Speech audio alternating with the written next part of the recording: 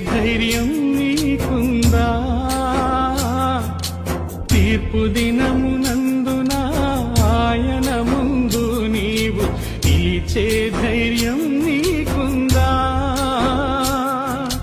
నిలిచే ధైర్యం నీకుందా?